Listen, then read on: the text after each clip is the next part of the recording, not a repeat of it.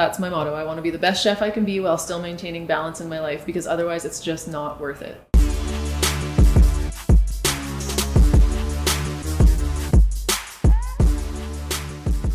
Welcome to On the Road, and today we're sitting here with Christie Peters. Tell us a little bit about where we are right now.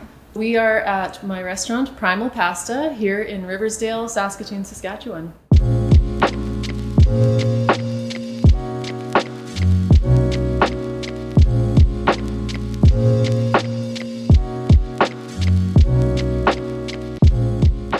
Well, Christie, I know you have a pretty wild story. Can you tell me a little bit about your origin? It's hard to really narrow it down because there's so much that goes into it, but I've basically been working in the restaurant business since I was 14 years old, doing front of house, and then I went to university a little bit and studied sociology. Then I was modeling in Toronto for a little bit, and that's when I got hooked on the Food Network. And that's kind of the pivotal moment that made me realize I wanted to be in the hospitality industry and I wanted to learn how to cook. I ended up flying to Vancouver and finding Chef Rob Feeney, who had a show that was my favorite at the time, and it was the only show that was shot out of Vancouver instead of Toronto, so I wanted to try out Vancouver. So I actually did go to Rob Feeney's restaurant and work under him because I wanted to kind of combine the modeling and the cooking and maybe have my own show someday. So one of my mottos is, if you have something you want to do, go find someone who's doing that and work under them. So that's what got me started.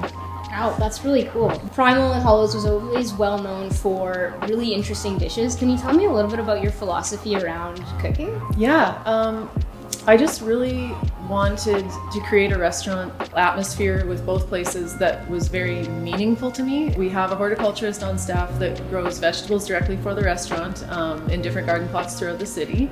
We also have a basement garden here at Primal that she does all winter long. So we've got fresh greens and herbs and beautiful stuff that keeps her busy all winter long. And it's actually aquaponics, so there's fish that are feeding the plants, and canning all the stuff, canning the abundance to make it through the winter. So we're just opening these beautiful cans of preserves all winter.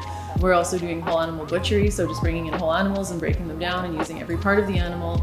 So cool. We're really doing it all like the old homestead ways. Wow. So being a chef, owning a restaurant, what is one of your favorite things that you actually get to do?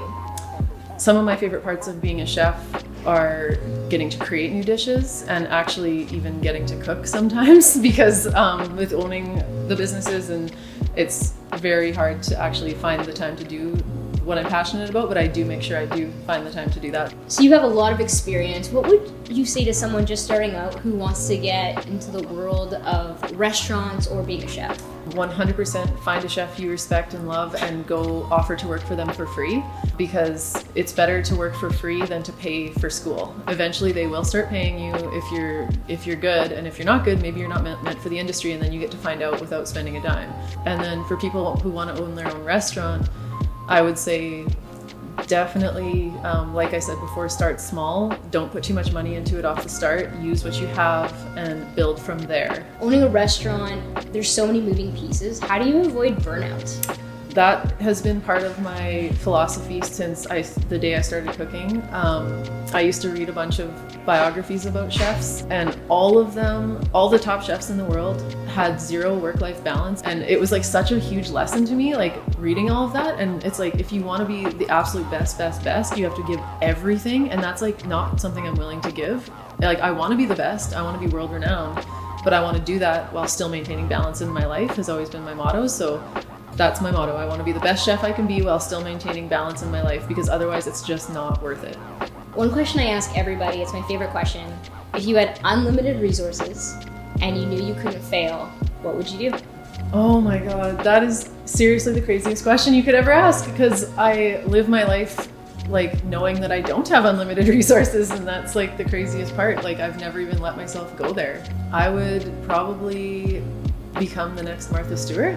That's what I would love to do, have multiple restaurants and a product line. And so I've got a couple really hardcore Saskatchewan products, which I love to represent the Saskatchewan and what ingredients we have here and showcase all of the beautiful undiscovered things we have here. I work with a local forager who brings me all these beautiful wild foraged ingredients from Saskatchewan, and I blend them into these tea blends, and so each one is really different. And it's going well. Thanks for sharing your story and your passion with us, Christie. If people want to follow your journey or learn more about you, where can they look for you?